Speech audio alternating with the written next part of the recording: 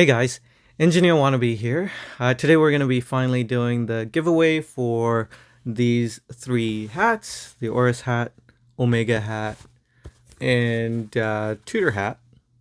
So we're going to be doing a Q&A as well. Just to add on to this this giveaway announcement, I got a lot of questions, so I'm gonna be trying and blowing through this Q&A pretty quick. So if you feel like I didn't answer your question in good enough detail, feel free to reach out on Instagram or on YouTube. My email address is on the about section, so feel free to reach out. I'd be happy to chat with you guys. So, or even in the comment section of this video, I'd be happy to chat. But other than that, let's go ahead and get started. Hopefully, this video won't be too long, but you know, you guys can always skip to the end to see the giveaway announcement or the winner announcement. On my wrist today is the Omega Seamaster Planet Ocean. 39.5 millimeter model. I really love this piece. Very grateful to own it. All right, guys. So I'm gonna start, and I'm gonna try and get through as many as possible. Hopefully, all of them. Samir asks, "Been watching for over a year." That's really cool of you. Thanks, Samir. Can't wait to see the new channel milestones. My question is, what's your opinion on the newer generation gearing their interests towards smartwatches or designer watches? I'm going to take the position of Jean-Claude Biver and say that's great. You know, it's an entryway into the hobby. It gets people used to wearing a wristwatch and on their wrist, and that would be my case as well. I used to be into tech and smartwatches, and I wanted something a bit more permanent, so I went with traditional mechanical watch. So hey, I'm sure there's a lot more stories out there like just like that. Thanks for your question. Darren from Ride, Paddle, and Repeat asks, outside of your current collection or GS in general, have you ever visited a watch shop and fell in love with a watch at first glance? I have. Tudor Royale would be one. I fell in love as soon as I saw it. I didn't plan on enjoying that watch, but I did. I'd say the most recent, the most memorable one is the Tudor Royale. Alvin asks, says, just discovered your channel in the past week. I've been binge watching so many of your videos. Thank you, sir.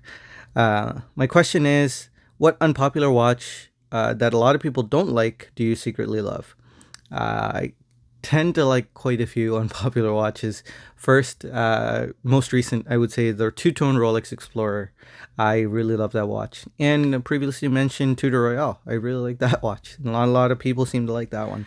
Pedro Regala asks, what are your top 5 pet peeves on watches? There has been a live stream that we've done on watch pet peeves. So if you look back on the channel, I'll try to remember to link it in the description. But if you look back, we did a whole live stream on it. But a couple, I'll give you a couple, is when the hands are not properly sized for the dial.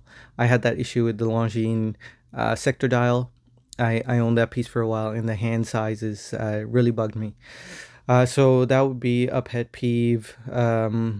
Yeah, I'll leave it at that. But yeah, do go check out a previous live stream. We did talk about it. Brian Roth says, congrats on reaching the milestone. Thank you, sir.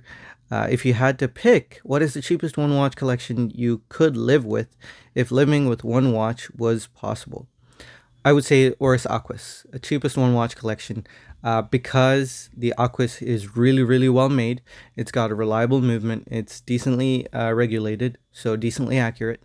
And yeah, it's a very striking piece. It's kind of eccentric. And I think I could wear just that if I had to just pick one, and the cheapest one would be that. If I wanted to go more expensive, I'd say probably Planet Ocean. But let's move on. Jason360 asks, what's your next prospective watch purchase? And then he says some really kind things. Thank you so much, Jason. You're very kind. I'm not really sure. I'm really content right now with my watches. But to give you a couple of possibilities, it could be the Breitling Super Ocean 42 millimeter. And it could be one of the Grand Seikos, either the SPG M221 or the SPG W231. I've been really considering buying those again because I have owned them in the past and I do miss them. Justin EDC says, congrats on 3K. Thank you, sir. How many times do you change watches in a single day? He changes his watches 2 to 3 times a day. I say maybe once. Usually when I come home from work, I'll switch to a different watch, but yeah, usually once, maybe twice. Andres Van Henton, great channel, love the content, thanks so much. Have you ever thought about becoming a hobby watchmaker? The longer I'm in this hobby, I keep getting intrigued to buy some tools and start getting hands-on myself. I have considered it. I do love tinkering around, and I am somewhat mechanically inclined, but I don't think I have the time to take something apart, put it back together, kind of teach myself, or to go to school and do something like that. Maybe after my kids are older, after they've grown up and they've moved on, I may have more time to look into that. But yeah, not really at the moment. Justin, the other Justin, for the question, what watches would you keep if you can only have one watch and 3 watches? So what one watch in my collection would I keep, and what 3 watches would I keep? The one watch would be easy. It's the SBGY 003 Grand Seiko with the Sunray dial and the really thin spring drive manual wound movement and case. So really beautiful watch, my favorite watch, and that would be the one I keep. If there were 3 watches, I would pick that same spring drive SPGY 003, this 39.5 millimeter Planet Ocean, and probably the Seiko SJE 085. That's the Alpinist reissue. It wears so well. It's the most comfortable watch I think I own, close to the Grand Seiko SPGY 003. But such a good size and a really great fit.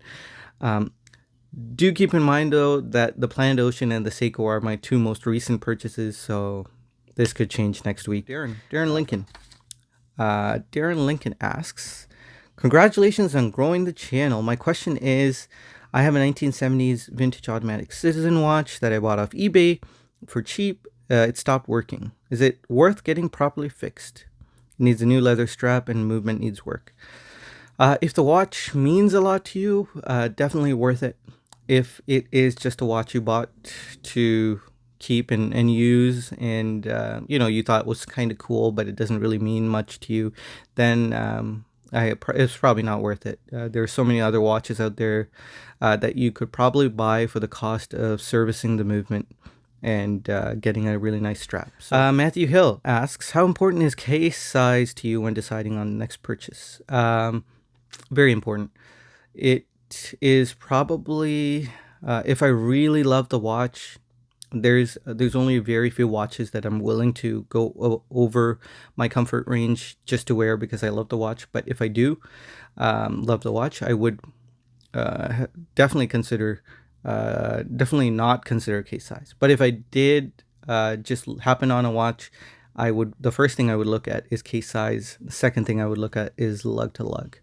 So yeah, dimensions in general are really important to me, but the heart, I guess, is more important. O1 asks, how old were you when you first fell in love with watch collecting, and what was it? And I think someone else asked, Kelly O'Neill asked the same question. How old were you when your interest in watches became serious? So I'd say I was 26. I wanted to get out of being a tech head and upgrading all the time, seeing watches get obsolete, smartwatches get obsolete. So I wanted something a bit more permanent. But I've always enjoyed watches. When I was a kid, my dad got me a Casio F91W, and I wore that until the strap broke. So I've always been interested in watches. My dad has always had a manual wound Rado Purple Horse, I believe. And yeah, seeing him wind it in the morning and mess around with it kind of got me really interested. Yeah, so moving on. Alfred Tang asks, which GS case style is your favorite at this point? 44GS case style. So I really enjoy the wide polished lugs on the 44GS case. I really enjoy the 62GS case style as well. I don't love the Series 9, the Series 9 case. That's the one that came with the white birch. I don't love it, but it's nice as well. But yeah, 44GS easily. Watchdog podcast. Clayton asks, congrats, my friend. Thank you, sir. If your next watch had to be one of the three brands on these hats, which would you choose? So, Oris, Omega, and Tudor. Which would I choose? I would choose Omega because I am first and foremost a Grand Seiko and Omega guy. So, Omega is close to my heart. I'd probably choose a Globemaster Paipan Blue Dial. So the Constellation reinterpretation. Bob asks, your holy trinity of watch brands today. His would be Tudor, Nomos, and Grand Seiko. I don't really like putting that label on. But if I had to pick my top three watchmakers, personal favorite would probably be Grand Seiko, Omega, Lange, I guess. Alanganzon. Duncan Chu, what are your thoughts on the rise of Asian watches in popularity, i.e. Grand Seiko, Ming, Chrono, and even Zelos? I, for one, love that these companies are succeeding. They tend to provide some great value designs compared to all the Swiss watches out there. I think it's great. More competition means better watches for us, the consumer. So yeah, and I think we're kind of seeing that with Oris, with their recent issue. They did a really nice dial, a textured dial. It was a green textured dial. I think it was called the Okavango. I don't know, but it was a Pro Pilot, and nice green texture dial. I have a feeling Grand Seiko's great dials seem to be kind of influencing others. So I really enjoy that, and I think more competition means better watches. So, Desk Diver, congrats on 3K, Sanjay. Thank you so much, man. Let's see. Since your collection is so fluid, just wondering what would be the top 5 you regret letting go. He also says, I've become interested in the Seiko Presage enamel porcelain lacquered models. As your resident, I'm not an expert, resident Seiko expert, would be interested to hear which ones you think are standouts. Thanks. I think they're all standouts. I'll answer that second one first. I think they're all standouts. Because they don't make very many of them, and they're all artisanal watches. So you may see a whole bunch of them at one point, but once they're sold, it'll be quite a while since till you see the next batch. At least that's what I've noticed. Because the porcelain dials, they seem like every Seiko store in my town, in my city, had those porcelain dials, but once they sold out, they've been missing, and they're starting to get a couple back now. So those are artisanal watches, and they take time to make, and Seiko doesn't make a whole lot of them. So if you can get them, which you can, they're well worth it. I prefer the enamel dials over the porcelain dials. Specifically the enamel dials that are the power reserve indicator and the date subdial. So those watches are don't have as many imperfections. The porcelain dials and enamel dials with the date cutout, the enamel thins out at the date cutout. The porcelain, you can see kind of a rough cut on the porcelain date cutout. So at least the ones that I've seen, they have a bit of a rough edge on the date cutout. You might find that acceptable. So definitely look into those. Top 5 I regret letting go. There's a lot of them. I regret letting go of the SBGW231. I regret letting go of the Grand Seiko SBGM221. What else? I miss my mid-sized Omega Seamaster. It was a really nice small size to wear every once in a while. It was probably too small, but I miss that one. I probably wouldn't rebuy these though. I think I miss every watch that I have sold. The Shippo enamel, the Seiko, speaking of enamel dials, the Seiko Shippo enamel, I had the beautiful Power Reserve version, and I deeply miss that watch. That's a watch I would rebuy if I found it at the right price. Bruce G says that I'm a nice guy. Thank you, sir. I'm really just an average guy. uh, Thinking about trying out GS, and I'm attracted to vintage looking cream dials. Can you recommend your favorite of this type? Yes, I mentioned two of them, the SBG M221 and the SBG W231. Those are absolutely beautiful. They're in the lower price range as well, so you can get some good deals on them, and they're well worth the price. If you wanted to go a bit higher end, I would say the SBGK 007, if I'm not mistaken on the reference number, the SBGK 007. It's the thin dress series, so the case is shaped like a wind sail. It's beautiful. It flows really nicely. It's a manual wound movement. It has power reserve indicator on the dial and a second sub dial, so it's kind of balanced out really well. And it's a good look. I hope you look into those. Let me know what you think. Let me know if you pick one of them. Raphael Andrew says, "Do you have any interest in German watches?" I uh, I do like Lange as a watchmaker, but I guess that's a bit of a cheat. Everyone loves Lange. I like Glasuta Original. I like the 60s. I do like the 60s model. So, and the Panamatic Lunar. How could I forget that? That one's beautiful as well. So Glasuta, I do like. Zin is really nice as well. Jean-Claude Beaver, hey man, you're a legend. On to 100K. Yeah, thanks. um, he said, if you won the Powerball tomorrow, what three pieces are you buying? This is a follow-up on to my dreaming comment from a few weeks back. Yeah, I remember that comment. I've been thinking about it. We recently did a really fun watch draft on our live stream. So I've recently been looking at really expensive watches. Okay, so I will pick, probably wouldn't even wear it, but just for argument's sake, I would pick Rolex.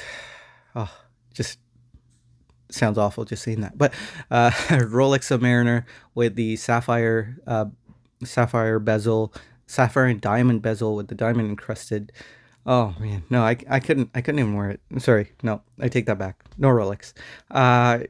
Maybe a Lange Zeitwerk, or a Datograph. No, I take the Zeitwerk back. I would get a Lange Datograph. What would I pick? I would pick a Grand Seiko SBGW 264, beautiful rose gold case. Beautiful pattern, textured green dial. Oh, you should look it up. I'll try to put a picture. Oh, it's so good. What else? What else would I pick? Laurent Ferrier Galley micro rotor with the ice blue dial. Those would be my picks. Okay. Underachieving watch collector. Sancho, are you looking at any Rolex models? Oh, that's funny that you asked this right after. No, I'm not looking at any Rolex models. Rolex is a transcendent brand, and I don't like the recognition that it brings. So, and that's not to say that anyone else can't own Rolex, and I don't look down on anyone who owns Rolex. I really respect them, and I respect Rolex as a company, but it's just not for me. Not for me. I mean, if I had to, and I do really like the OPs. So the plainest Rolex that you could find would be a green dial 36 mil Oyster Perpetual. So I guess I do have an answer. Yeah, that would be it. 36 mil green dial OP. Christopher Liang says, how has the case finishing on your SBGY 003 been holding up? It's a beautiful watch, but with all the polished case, I would be curious to know how scratched the case is. Well, it's actually not all polished. The sides of them are beautifully brushed. So the sides of the SBGY 003 is brushed. The tops of the lugs are polished, and the rest of the case is polished. So it does look like an all polished case. It has not suffered very much at all. It looks very good. I do wear it quite frequently. The reason I'd say is because it's so thin and it's so light that it just stays out of the way. And I tend to be pretty careful as well. I don't bang into any door jams or anything like that. And yeah, so far it's been holding up really well. Very fine micro scratches here or there, but they don't bother me. It's a beautiful watch, and it will stay that way even with a few scratches. So yeah, that's my watch, and I'm kind of bummed that it's going up in value, because yeah, if something happens God forbid, if something happens, I'm gonna have to sell it because it's probably the most valuable watch in my collection. So, yeah. So come on, guys, just forget about the SPGY 003. Just let it fall into obscurity so that I can enjoy it. Matthew Davis, hey man, what are your thoughts on the Omega Diver 300M in titanium, tantalum, and Sedna gold? An Omega hat would go great with that question, huh? Yeah, well, good luck. Hope you win. Yeah, I I don't love it. I really like the fact that they put those metals together, and it looks great except for the dial. I don't like the light gray dial that they used. Now, if they used the Nectin dial, so if they took the Nectin configuration with the seconds hand, the text and everything, and stuck it in that limited edition tantalum Sedna gold and titanium piece, I think that would look amazing. So, yeah, it's just the dial doesn't do it for me, but it's a beautiful watch. It's a really cool piece overall. AP asks, what's a good strategy to ensure you won't accumulate similar watches in a collection? I would say I wouldn't have a strategy for that. I have quite a few similar watches in my collection, and you know what? If the watch makes you happy, and if you love that watch, you should have it in your collection. Don't forget about collection conformity and checking off the boxes. If you love the watch, go for it, man. Of course, the caveat here is that if the reason you have a collection is to check off the boxes and you really enjoyed that part of the hobby, checking off boxes and having a varied collection, then don't do it. So if you're that kind of collector, I guess you shouldn't do it. But I personally don't have a strategy for not picking up similar watches. I've had quite a few similar watches. I have quite a few similar watches right now in my collection. So I'm sorry I don't really have a good answer for that, AP. Jonathan Asarco says, hey, thanks for doing the giveaway. What's the biggest unpopular watch opinion? Patek Philippe Nautilus is hideous.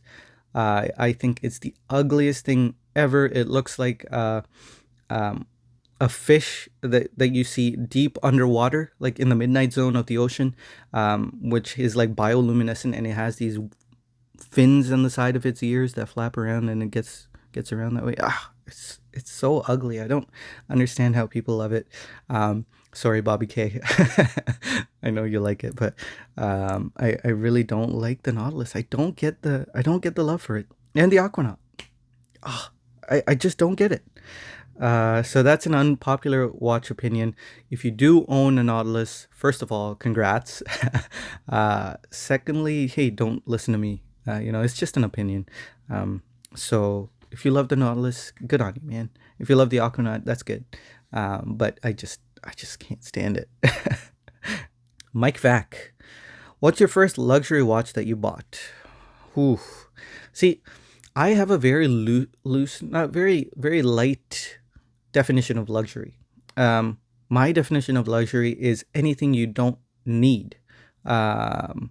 So anything you don't need to survive or to get your daily tasks done. Anything above that is a luxury. So I guess, my tablet here is a luxury. These earphones, JBL, they're kind of cheap, but they're a huge luxury. This Parker Jotter to me is a luxury. So I guess I shouldn't be the person you ask about this, but I guess my first luxury watch would be, for my definition, Citizen ProMaster Diver. So I had a blue dial Citizen ProMaster Diver. That was probably my first luxury watch from my definition. Now, I guess if you go from other people's definition of luxury, there are so many definitions, right? I guess I'd say maybe a Tissot C-Star 1000. That would probably be my first luxury watch. But then a lot of people would consider that not luxury either. So I guess you could keep climbing up here. So I'll give you those two. Citizen ProMaster Diver and the Tissot C-Star. 911 Dan, hey man, what's the shortest time you've owned a watch? Shortest time, probably 2 days. It was the Seiko SNR 029, I think. It was the blue GMT model, spring drive. I could not get a good fit on the bracelet. And, I'm not too fussy about bracelet fit, but Okay, so here with this bracelet, you've got really long links and you have a really tiny micro adjust in the clasp. So, like the watch was rotating on my wrist with the one link out and the micro adjust in all the way. It was still rotating on my wrist, and with one link off, with the micro adjust fully out, yeah, one link off, micro adjust fully out, it was really tight, like really tight. So there was a huge discomfort there, and I could have switched it out for a strap, but I was really unhappy with that because I loved the titanium bracelet. I wanted it on the titanium bracelet. It was a really big watch, and that's probably why it was rotating around my wrist. If I had a bigger wrist, it would be fine. But yeah, that was the problem with that SNR model. So 2 days.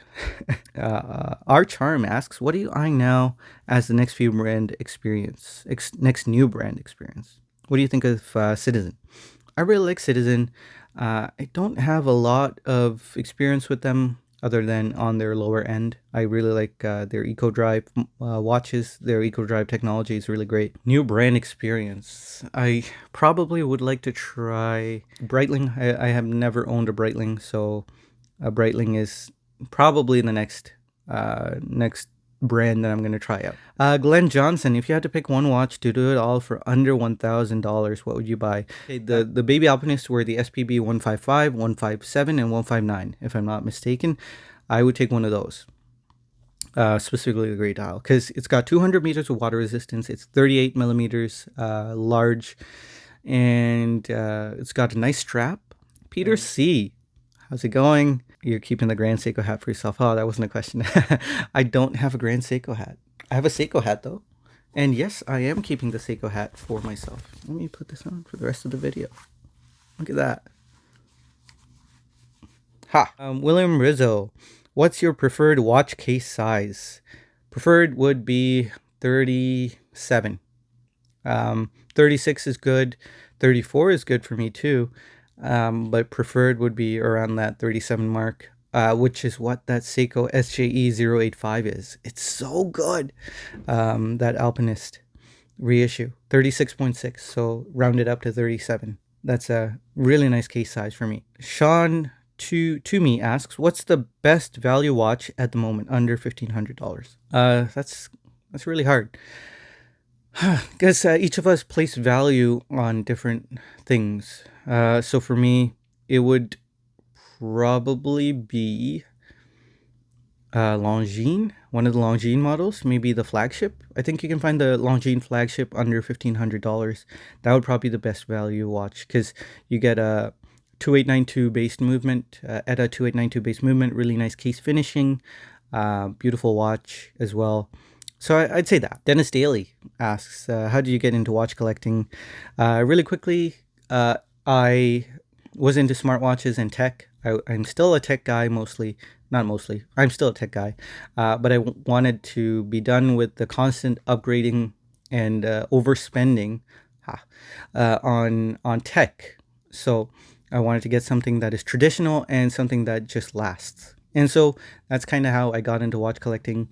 That did not help with the overspending, but I did find something that was a bit more permanent rather than the constant need to upgrade, I guess, was the fatiguing thing about tech. Young Excellency asks, Tudor Blackbait Chrono, Panda Dial or Reverse Panda Dial? I'd pick Reverse Panda Dial because it's a bit more legible. TriniBoy05 says, do you ever intend to try Rolex? Yeah, if I can find the OP36 green, I should say yes and no. If I can find the OP36 green dial for a good deal, not over list, I will try Rolex. But that most likely will never happen, so chances are I won't try Rolex.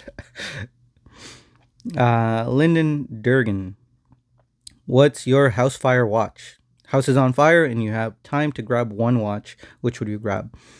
Grand Seiko SBG Y003. I'm sure you saw that one coming. It's Sam with a simple question to end the questions. Do you own a Mickey Mouse watch? Nope. No, I don't.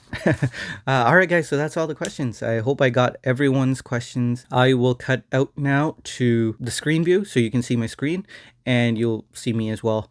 So you can see me pick the three winners for the Oris hat, the Omega hat, and the Tudor hat. So yeah, I'll see you there. Okay, so we are live. I'm going to be using StreamYard because if someone wanted proof, that I picked these winners out randomly, I can actually do that. So yeah, it's live, but unlisted, so you guys don't see that I'm actually live right now. So I'm incognito live. Anyway, so let me share my screen here. So let's pick out the winner for starting off with this new Oris hat. All right, you guys can probably see I have the YouTube video loaded up here. I've already got the YouTube comments. Let's hit get YouTube comments again. So there's 67 of you guys here. All right, so let's see who's going to win. Let's hit start. The Oris winner is Maruti Kamate. Good to meet you. Love from India. So get a hold of me and I will send this Oris hat your way. So you would be the one who wins the Oris hat. All right. So Omega hat's up next. Let's see who wins. I'm going to pick another winner. Let's see. Omega. Oh, Chaz from the Berg wins the Omega hat. Well done, sir. Yeah, you know how to get a hold of me. We talk often. So Chaz wins the Omega hat, and the Tudor hat is gonna go to Jean-Claude Beaver from Australia. Wow, all around the world here.